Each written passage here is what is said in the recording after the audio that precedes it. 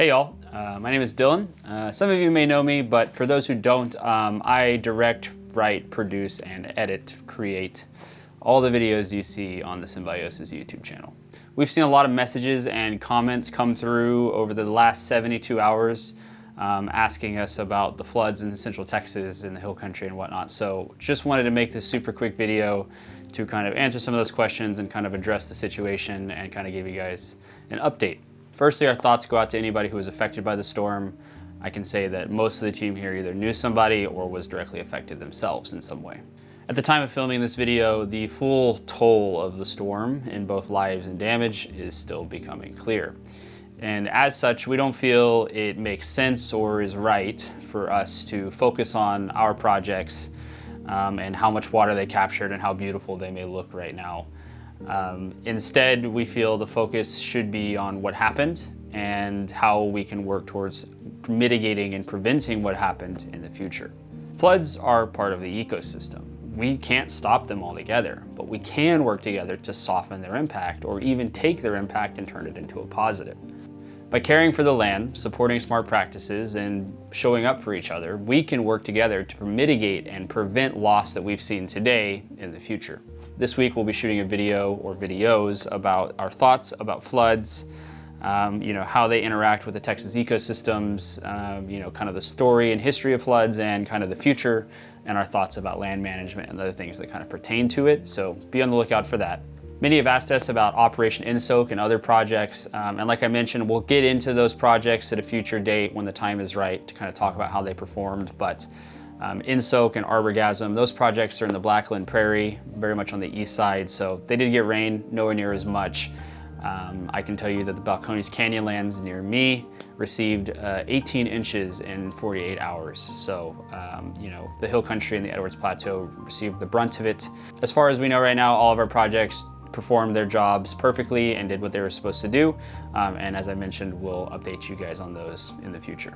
I've left some links below with ways you can help people in need and help teams with disaster response, whether that be monetary or food goods, clothing, whatever. So please consider supporting that. I'm also going to end this video with the video that I took of the San Gabriel, which is near my house, this weekend at the peak of the floods and after the floods. And as you watch this video, just really understand that whilst the San Gabriel was one of the worst hit rivers, it was still not on the level of the things that people in Kerrville and the Guadalupe saw. So consider supporting relief efforts, get involved, and let's rebuild this region stronger than it's ever been. But just to kind of guys show you how crazy flash flooding is and how the systems here work. That is the river. The river is normally 15 to 20 feet below where this is at, over the side of a cliff. And I don't know if you can see there just how fast that water is moving on the other side of those trees there, but I'm not going to get any closer than this. That is death.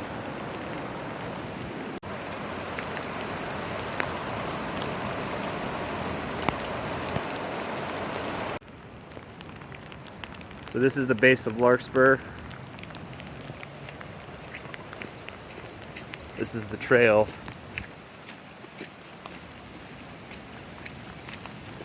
And this is where the San Gabriel is currently up to right now. There is some dry land on the other side. I was here not even 15 minutes ago, and I could walk another 50 to 100 feet. It is now completely backed up to here and rising even more. You can see actually the water physically moving. And yeah, we don't have much. There are drainage ditches and some other things between here and this water. But yeah, hopefully with the next deluge, this all stays where it's supposed to be.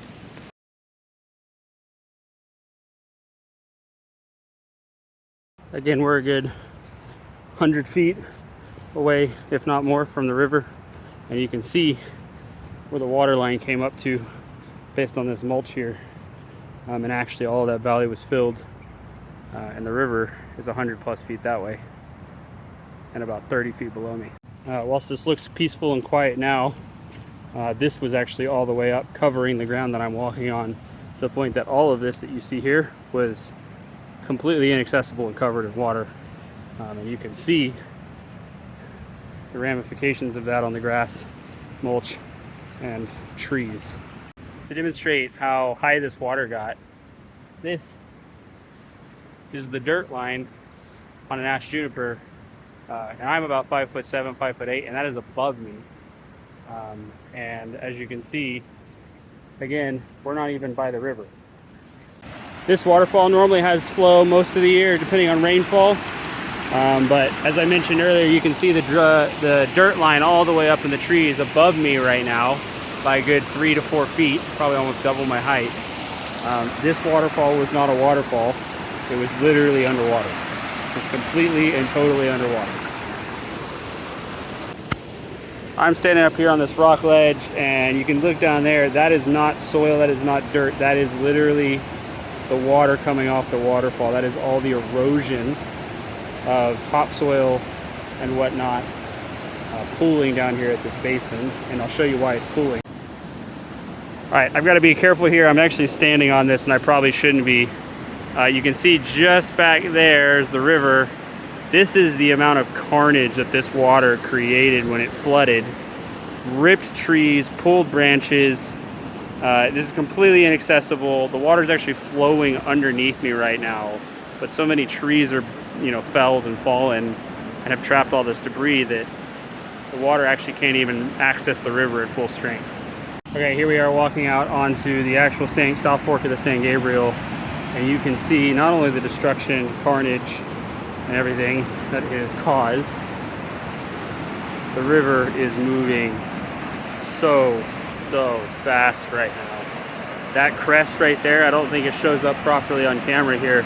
That crest is at least 10 to 15 feet tall and crashing.